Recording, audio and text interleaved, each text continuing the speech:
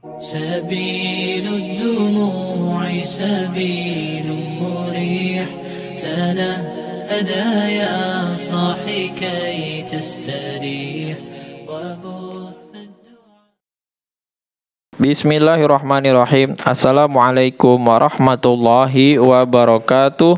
Innal hamdalillah nahmaduhu wa nasta'inuhu wa nastaghfiruh wa na'udzu billahi min sururi anfusina wa min sayyiati a'malina may yahdihillahu fala mudhillalah wa may yudlil fala hadiyalah. Asyhadu an la ilaha illallah wa asyhadu anna Muhammadan abduhu wa rasuluh.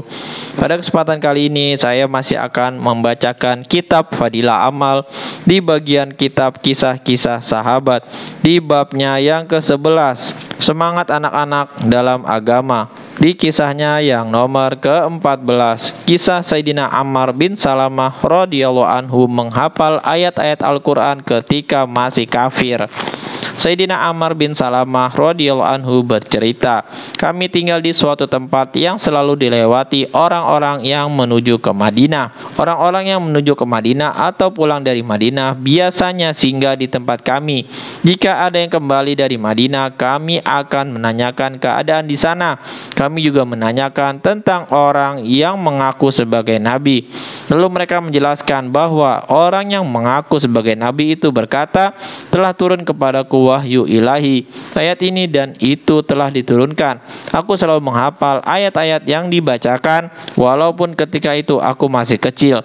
Demikianlah keadaanku sebelum masuk Islam, telah banyak menghafal ayat-ayat Al-Quran. Untuk masuk Islam, seluruh bangsa Arab menunggu orang-orang Mekah masuk Islam terlebih dahulu. Ketika kota Mekah dapat ditaklukkan, orang-orang berbondong-bondong menjumpai baginda Nabi Shallallahu Alaihi Wasallam di Mekah untuk memeluk Islam. Ayahku dan beberapa orang kaumku juga datang kepada baginda Nabi Shallallahu Alaihi Wasallam sebagai utusan seluruh kaumku untuk masuk Islam.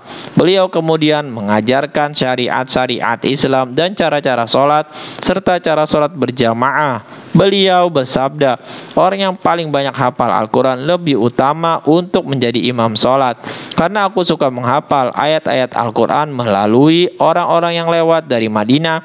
Akulah orang yang paling banyak menghafal Al-Quran. Setelah dicari di antara kami siapakah orang yang paling banyak hafal ayat Al-Quran, ternyata tidak ada orang lain. Akhirnya mereka memilih aku menjadi imam sholat. Ketika itu aku baru berumur 6 atau 7 tahun. Apabila ada sholat jamaah atau sholat jenazah, akulah yang dijadikan imam. Hadis riwayat Bukhari. Faidah, demikianlah kecenderungan, kecintaan dan fitrah para sahabat radhiyallahu anhum terhadap agama.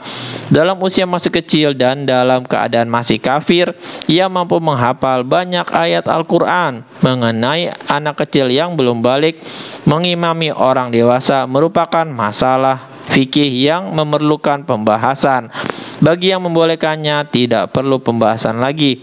Sedangkan bagi yang tidak membolehkannya, mereka berpendapat bahwa sabda baginda Rasulullah Shallallahu Alaihi Wasallam, di antara kalian yang paling banyak menghafal Al-Quran lebih utama untuk menjadi imam sholat, tidak memasukkan anak kecil di dalamnya. Alhamdulillah, baru saja kita memperdengarkan kisah Sayyidina Ammar bin Salamah radhiyallahu anhu menghafal ayat-ayat Al-Quran ketika masih kafir. Begitulah keajaiban yang dimiliki oleh Al-Quran yang merupakan firman Allah Subhanahu wa taala. Jangankan orang muslim, namun orang yang masih kafir pun dapat dengan mudah menghafal Al-Quran. Mudah-mudahan kita memiliki semangat untuk menghafal Al-Quran, mengamalkan, mengajarkan kepada anak-anak kita dan orang-orang sekitar kita. Subhanakallahumma wa bihamdika asyhadu alla ilaha illa anta astaghfiruka wa atubu ilaik. Wassalamualaikum warahmatullahi wabarakatuh. سبيل الدموع سبيل مريح تنهدى يا صاحي كي تستريح وبث